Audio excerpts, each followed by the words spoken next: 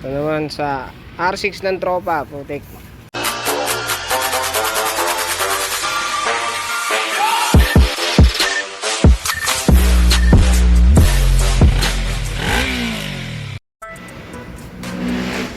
Ito. Hindi ko pala na-play yun. Parang okay naman eh. Kaso pag ni-road test mo na, pag hinataw mo, hindi na parang kinakapos eh. Pag dahan-dahan mo, tinotrottle, yun. Ano naman, mahataw naman. Dati ko yung fuel delivery eh. Yung chato. Nakailang baklas na ako nito. Oo nga pala, pakita ko yung setup na ito. Yan. Sensya na kayo, magulo pa yung wiring. Hindi pa nagpapaharness yung tropa eh. Yung CDI niya may issue na. Kaya ang ginamit ko,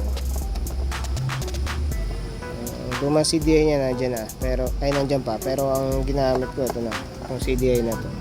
Yan, nakatago. Bypass na lang yan.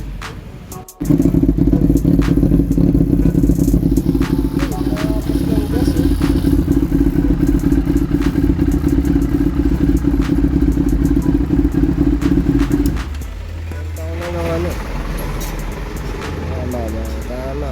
Nakapos ng gas, ang putik. Sinubukan namin magpalit ng coils, spark plug, sinilip yung spark plug, palit ng pump. Kaya ganun pa rin, hindi makahataw ang walan dyan. Okay naman yung pump, medyo magulo nga, hindi isi-set up pa namin to, mag-harness pa kami dito.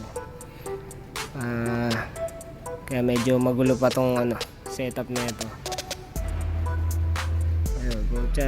Nagtono-tono sa airbox, di rin dun alandyo. Hindi ko alam kung ito yung problema.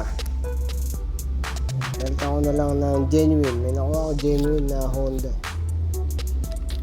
Shit. Tapos din yung problema dun, puti. Kala ko nakakapos o sumusobra sa gas. Pulsar pala ito, Pulsar. Health ko, genuine. Converted na kasi yung CDI nun. Kaya nagano na rin ako. Adapt na rin ako ng Pulsar. Kaso yung nakuha niya, yata to second hand. Hindi pa yata umabot na 1 taon to. Ayun, brand new. Hanip na yan. Hindi ko alam kung gaano katagal itatagal na ito.